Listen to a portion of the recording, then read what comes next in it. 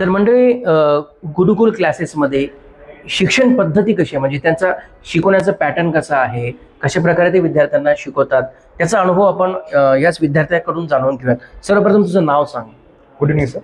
So myself is Pranav Kumar Pramod Ghuge. I am from Jalna, okay. and now it's my 12th.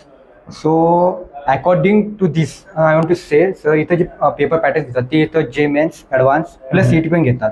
कारण की ते पोरांना म्हणजे mostly स्टुडंट्सला ते एक्सपिरियन्स देतात की प्रत्येक एक्झाम्सचे टफनेस आणि टाइम मॅनेजमेंट कसं असतं. आणि इथं मोस्टली काय आहे की आपलं जे आता मग 11th सिलेबस कम्प्लीट झालं, सो ते 12th सिलेबस ते घेतात.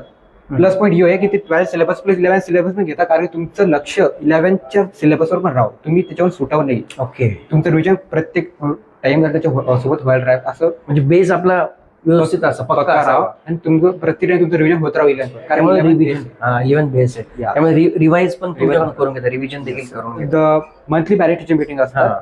आणि पॅरेंट टीचर मीटिंगचा फायदा हा आहे की पॅरेंट्सला पण कळतं की तुमचे पोरं कुठं आहे, म्हणजे कोणत्या स्टेजला आहे सध्या कुठं.